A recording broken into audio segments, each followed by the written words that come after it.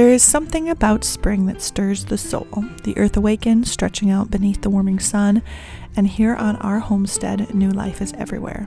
The chickens, after their winter rest, have started laying again, tiny miracles in shade of cream and brown tucked safely in their nesting boxes. We also have one very old chicken that still lays beautiful greenish eggs, which is always a joy to see. Our new ducks waddle around, quacking their cheerful good mornings. The piglets are growing fast, but they're not here yet. We're waiting for them to be big enough to part from their mama. However, we're excited to expand their enclosure area and get them home rooting in the fresh grass. We also have a flock of chickens preparing to join the big coop. And the gardens. It's a vision of promise. Fresh asparagus and fresh herbs are some of the first signs that the growing season is truly here, ready to bring new fresh flavors to our kitchen. I'm not seeing any signs of them sprouting yet, but I'm sure it's coming. Amidst it all, I find myself moving a little slower, carrying life in more ways than one. Baby number 5 will be here any day now, and the anticipation is thick in the air. My hands are full, my heart is fuller, and the season of motherhood, homesteading, and waiting is one that I want to savor. It's the perfect time to slow down, soak in these moments, and enjoy the simple blessings that come with this time of year, including cooking breakfast in the spring kitchen. Welcome to Healing Home. I hope you are encouraged and inspired by your time here. With spring comes not just new life outside, but fresh inspiration in the kitchen. There's something about these crisp mornings that call for hearty, nourishing breakfasts, meals that gather little hands around the table, fill growing bellies, and prepare us for the work ahead. The recipes that I'm going to share are mostly just practical recipes for our growing family that I think that maybe others could enjoy. I do have an accompanying blog post today with all the spring recipes included, plus any other links, but I'll also have the individual recipe links in the description.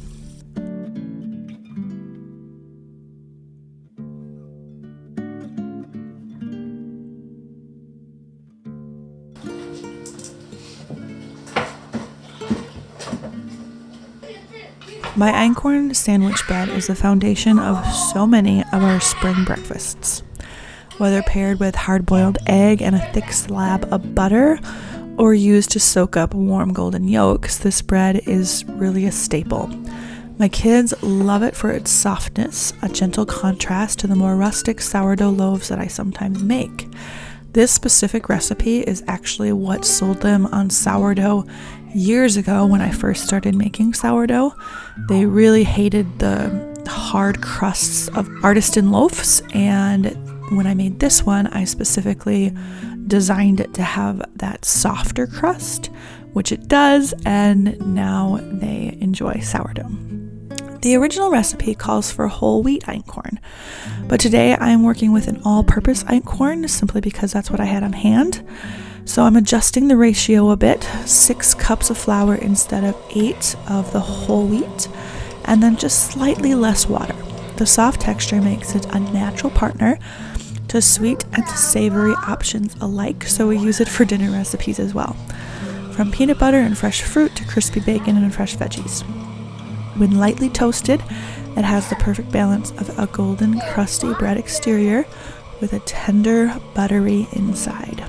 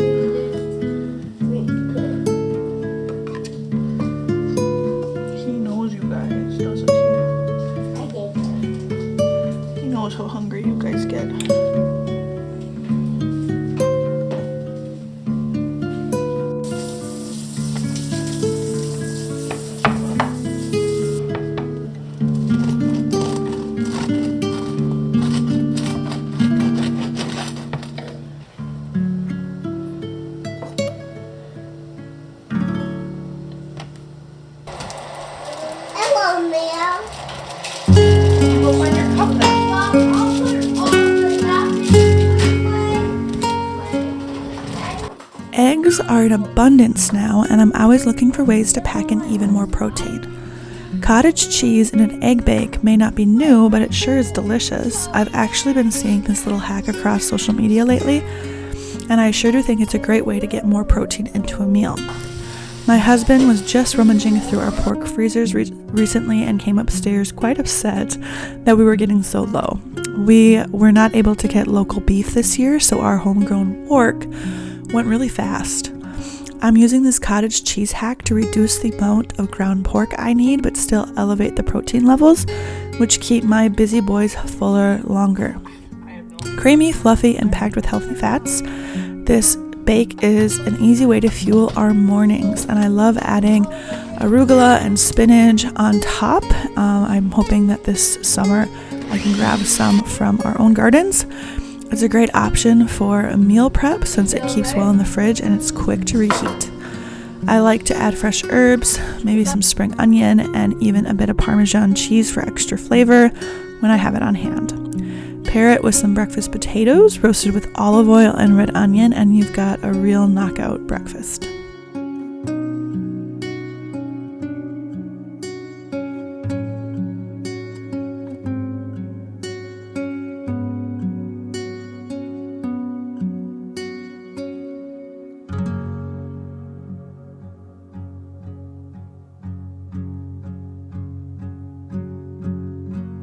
Typically, puff pancakes are a spring breakfast idea classic, but in our home, they found their way into our homeschool lunches.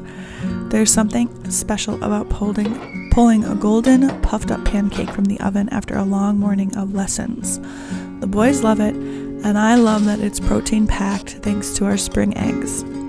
It's a simple way to make a hearty breakfast, or in our case, a homeschool lunch, and then add some maybe fresh strawberries, extra blueberries, a dribble of maple syrup or honey, and it becomes a treat and still can be a meal. This is one of those traditional recipes that never fail to bring smiles to our table. We were low on a lot of staples in our home on this particular day, but we still had many jars of honey we spun last fall, so the boys enjoyed lots of local honey on their Einkorn puff pancake. I found it so fun that I was serving them farm fresh eggs, ancient grains, and local honey. If you do make a puff pancake, the type of flour will affect the amount of puff that you get.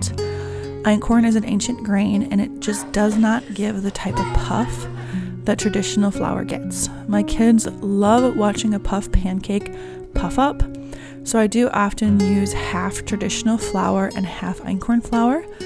I'll also often ferment the grains overnight with kefir to make the grains more gentle on our digestive system.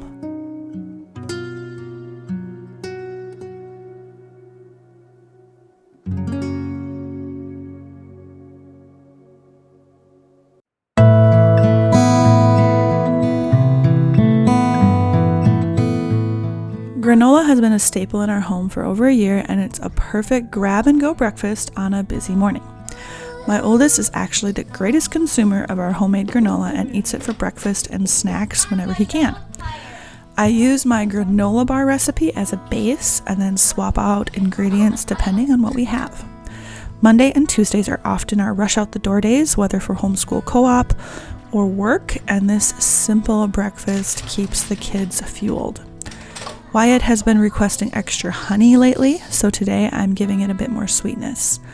A little bit of warm spices like cinnamon can make it even more special.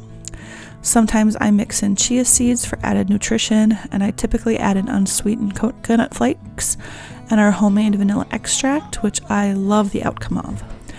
I've also heard that it's very easy to soak the oats prior to making it, which gives it some added digestive benefits. It's on my list to try, but I haven't gotten quite there yet. This recipe is easily stored in a large mason jar, but I've been using these flip square storage containers, which I've found very convenient for the pantry.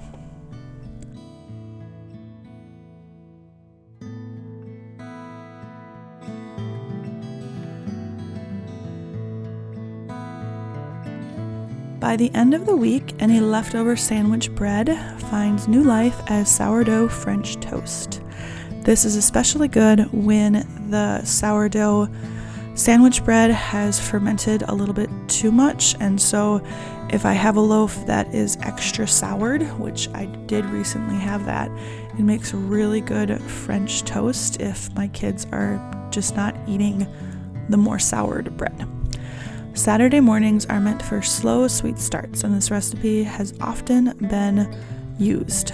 Thick slices of bread soaked in rich eggs, milk, cooked to golden perfection and topped with a drizzle of maple syrup or honey. It's a meal my boys request again and again. It is one of the best ways to use up older bread in an easy way that tastes delicious. Usually the butts of my bread loaves go in the freezer, and those make great bread crumbs or bread cubes for sourdough stuffing at Thanksgiving or just a fun meal. If you're ever looking for a spring brunch spread, I love making a French toast casserole with a creamy sauce and French berries. However, on this day, I was more focused on engaging my kids in the kitchen and getting them to help out with the process. It was a beautiful Saturday morning breakfast. As the sun rises higher and the day begins, I'm reminded once again of the beauty of this work. The work of a homemaker is not just about tasks, recipes, or routines. It's about building a home, shaping hearts, and embracing the calling God has placed on us. These small daily moments, the crack of an egg, the warmth of bread, the laughter around the table, are the ones that really matter. And today I'm grateful for the gift of another spring morning, another meal, another season of life to cherish. Whether it's a simple breakfast with fresh fruit and sourdough bread, or a weekend breakfast with the crispy edges of a breakfast casserole, there's no better way to start the day. Thank you for spending time in my kitchen and my home today. May your spring breakfasts be warm, your heart full, and your homemaking a reflection of God's grace.